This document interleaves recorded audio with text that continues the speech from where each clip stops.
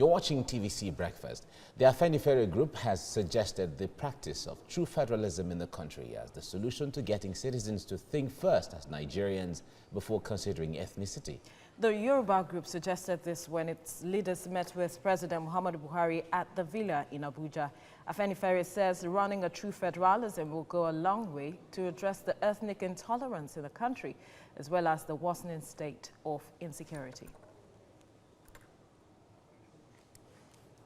Joining me now is public affairs analyst Biodun Show-Me in the studio to take a look at this. It's nice to see you, Biodun. Good morning. Good morning. Very nice to see you. Okay. Now, there has been call for true federalism. In fact, if you see the build-up to the independence of Nigeria, all the constitutions from Clifford Constitution to Littleton to Macpherson, it was building Nigeria gradually towards a federal system, and then eventually the independence came.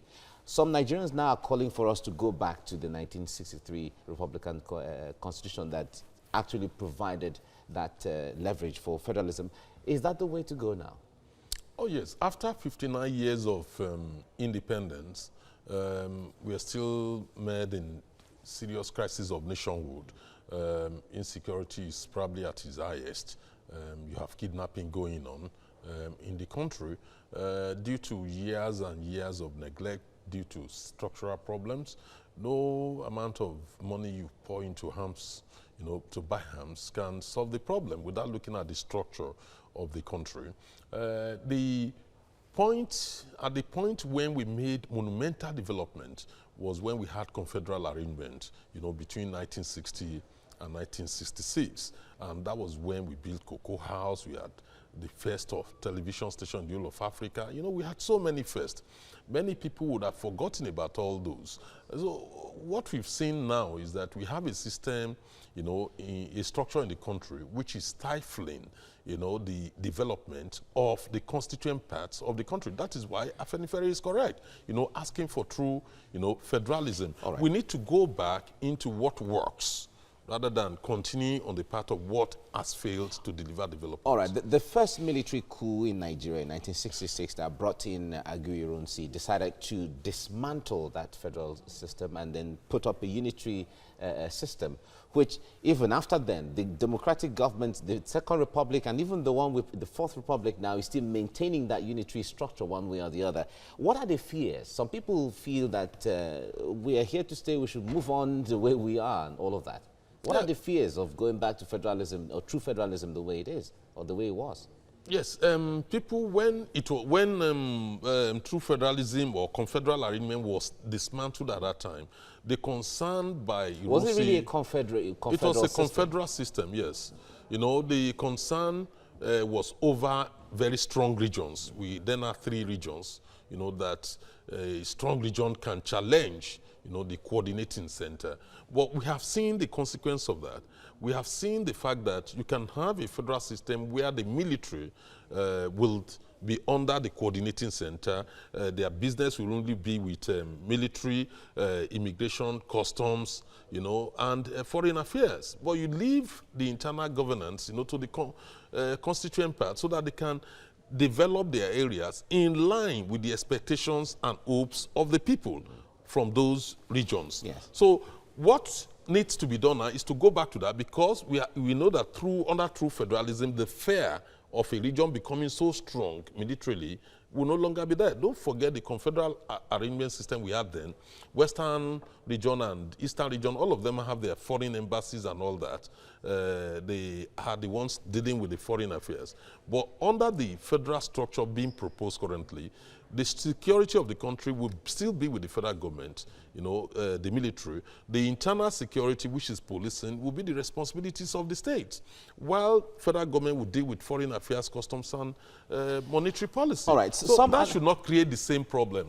Okay, but some analysts would say that the arrangement at that time was what you call true federalism and not necessarily confederal system, because they said that when we had the civil war that we had, in fact, it was out of the inability to agree to the Aburi Accord, which was fronted by, as far as Ojukwu was concerned at that time, calling for a confederal system, which the Gowon regime did not assent to at that time.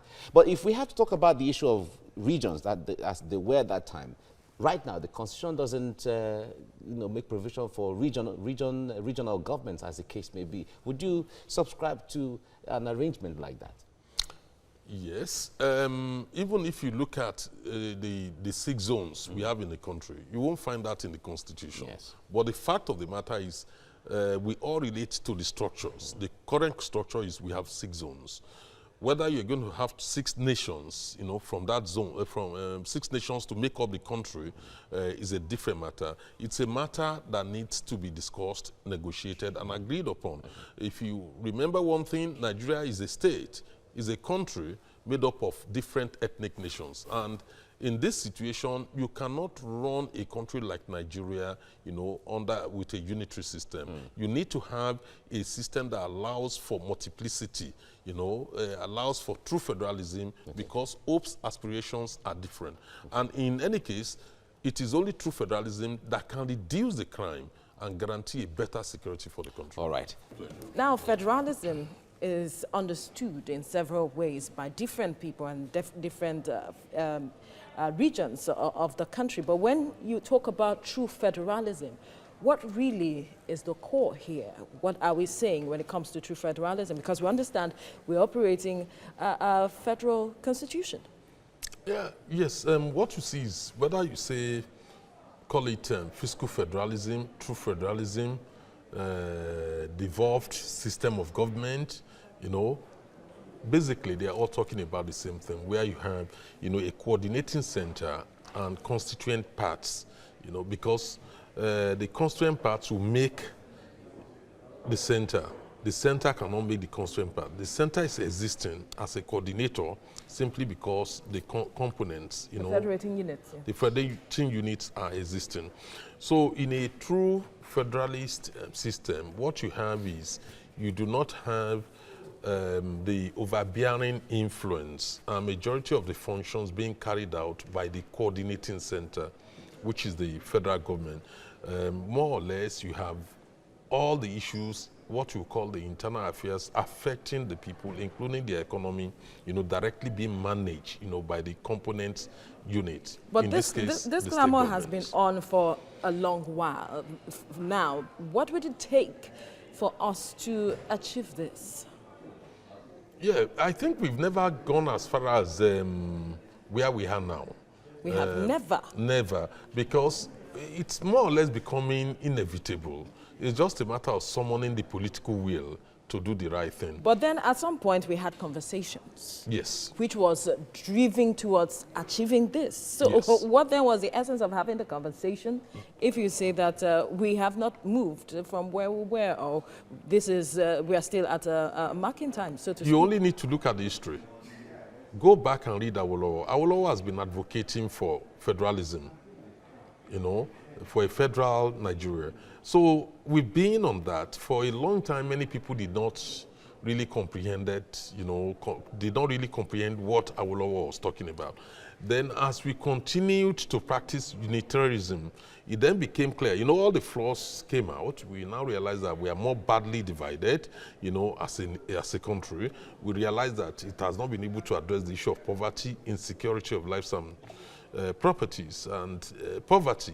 So then it has not been able to address inequitable distribution of wealth in society, strangulating the economy. So all these issues now came to the fore.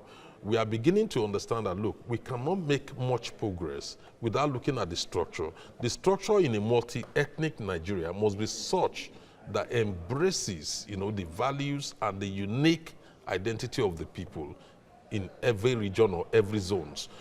That does not mean diversity is not necessarily a problem. We can even unite in diversity. We can celebrate our diversity. It can be a source of strength. And that is what federalism is all about. And so where do we begin when we say we should begin to look at embracing true federalism? Where do we begin? If we think, or if we see it as the solution to the myriad of problems or challenges we are faced with? Yeah, we've had so many conferences and reports on true federalism. For instance, I can go back, you have the NADECO documents on it, you have the Nalicon position on it, you have even the Jonathan's report on it. There are so many of them. I think about, at the last count, about 9 or 10. So what the government needs to do is to set up a panel to look into this, you know, harmonize all these reports, including the last one, which the APC one. You know, the APC did set up a panel at a point, you know, and then take all these reports together with Jonathan's one, come out with one position, and then we can take this to National Assembly, you know, to see how to legislate this. But one major problem we face is in the Jonathan's report, which I think will continue to resurface, is the issue of having a bicameral legislature. We don't need it. We need a unicameral legislature. Where we'll get stuck is this. Do you ask the House of Reps to scrap itself or the Senate to scrap itself? That's a huge question. That is why the issue has to, when they harmonize the opposition, we should just take it to referendum. All right, Biotun Showmi, thank you for your time on TVC Breakfast. It's my pleasure.